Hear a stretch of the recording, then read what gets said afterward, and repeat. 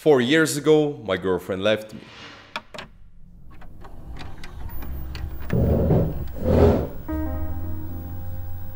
Nine months ago, my girlfriend left me. Today I finished high school, and I don't really feel that satisfied, to be honest. So imagine how I felt when I discovered that I had this problem back with my ex-girlfriend.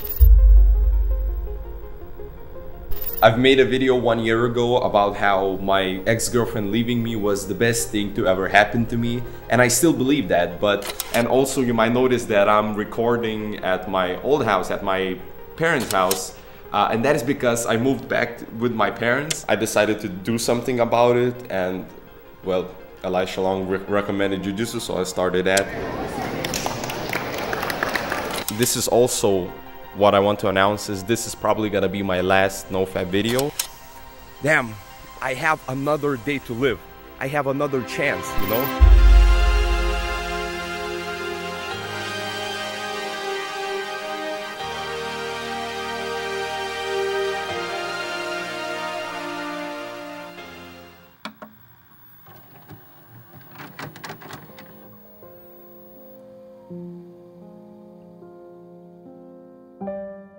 The year was 2018. I was 18 years old and I started seeing this one girl. It was the first time in my life that I got into a relationship, and so you could imagine how excited I felt as a young guy going through all of that initial relationship stuff, like the first date, the first kiss, the first admitting that we love each other, and the thing that brought the problems to the surface, the first time we tried to have that. To people who have been following me and my channel from the very beginning, you all know this story, but pretty much what happened is that I couldn't get it up. It was extremely embarrassing and one of the main things that caused the relationship to be over. However, problems in the bedroom were not the only things that went wrong. The main problem was me. I was childish, didn't have any ambitions for the future, didn't have any real meaning in my life, and didn't take care of myself, putting all of that focus into getting that pleasure that I got from that relationship. So when my now ex-girlfriend left me for another guy,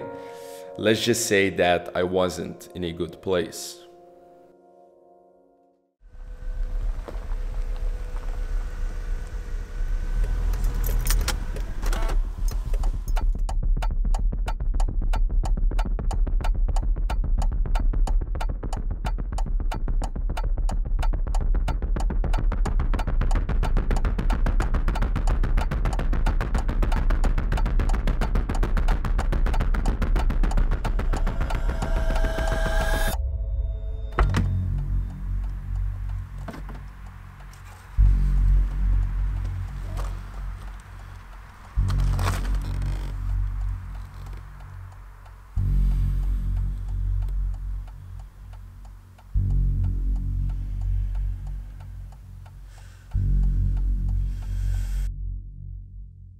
After coming back home, I just cried, and it probably took a few days for me to calm down at least a bit. However, after I stopped crying, went through that pain and actually calmed down, it just hit me. I don't remember which day, week or month it was after the breakup, but it was like I woke up from a very long sleep. It seemed that all my life, up until this point, I was doing everything on autopilot, just living this illusion of reality, not conscious of my true self. Desperate for improvement and meaning, I went on the internet to see if anybody else faced the same problem as me, and to my surprise, many guys suffer from the same not being able to get it up issue. That's how I discovered NoFap and began participating in it. Months passed and this silly little habit of not doing it opened my eyes to what life could be like. I started getting into minimalism and philosophy, mainly stoicism, and started learning and improving new skills like filming and editing, and on May 15, 2019, I uploaded my first ever video on the new channel titled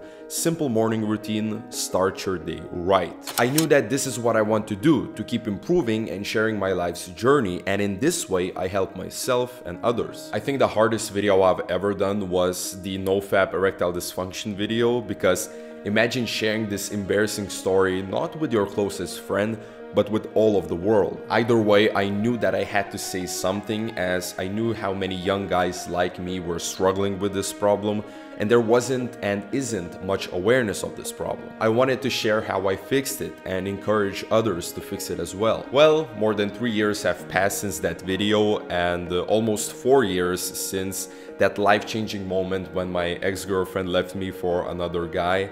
And I just want to say that I wouldn't trade even a second of what happened to me up until this point now. All of the hardships that I experienced and keep experiencing made me who I am today.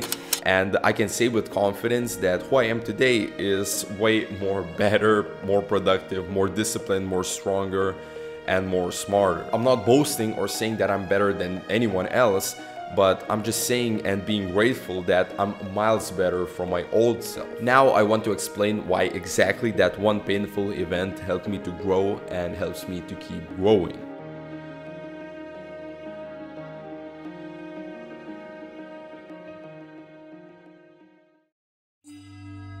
Upon a time there was a Chinese farmer whose horse ran away, and all the neighbors came around to commiserate that evening. "So sorry to hear your horse has run away. That's too bad." And he said, "Maybe." The next day the horse came back, bringing 7 wild horses with it. And everybody came around in the evening and said, "Oh, isn't that lucky? What a great turn of events. You've now got 8 horses." And he said, "Maybe." The next day his son tried to break one of these horses and ride it, and was thrown and broke his leg. And they all said, "Oh dear, that's too bad." And he said, "Maybe." The following day, the conscription officers came around to recruit, to force people into the army, and they rejected his son because he had a broken leg. And all the people came around and said, "Isn't that great?" And he said, "Maybe." Most people, when they experience an event, usually look at it as either good or bad. My car broke down, bad. I got a raise, good. My girlfriend left me, bad, and so on. In reality, we never know which event, either subjectively positive or negative, will lead to what outcome. That's why when I experienced the breakup and didn't know this piece of wisdom, I couldn't see any other outcome of this event except that it's bad. Nowadays, to the best of my efforts, I try to look for the positive things that could come out when I experience something that I perceive as negative. I believe this to be a much more productive position, because every event that happens to you doesn't hinder you and allows you to focus on the solution instead of wasting energy by getting emotional. However, this doesn't mean that you walk through life with pink sunglasses on and just stay positive, but taking the position of somebody who looks for what he can do with a situation he's in instead of somebody who just blames others and gives up is a way more healthy way to live life and to live properly with others.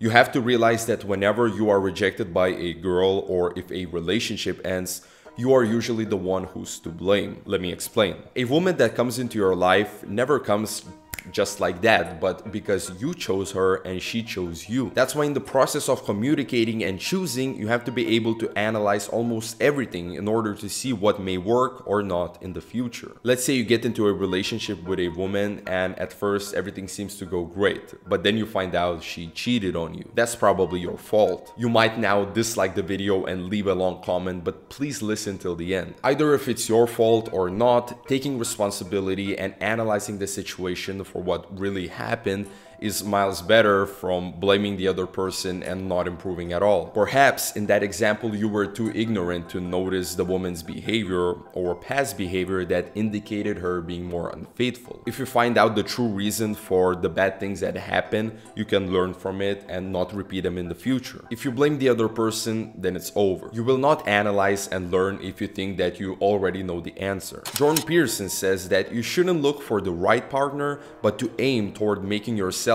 that right partner.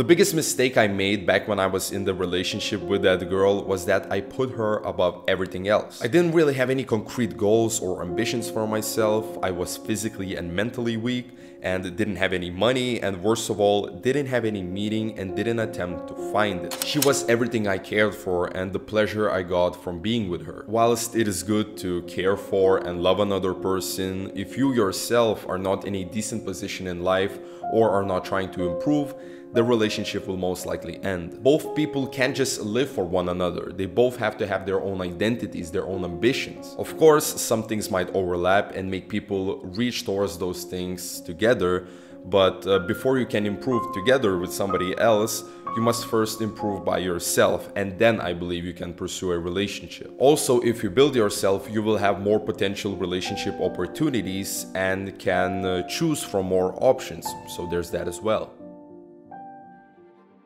If you want to get more context and see how I felt about my now ex-girlfriend leaving me for another guy 9 months later and 2 years later, I suggest watching these two videos by going to the description down below. Other than that, if you enjoyed the video, please leave a like and leave a comment down below of what you have learned from a relationship and or by being rejected by a girl, and subscribe for more weekly self-improvement content. Remember, meaning is always above pleasure.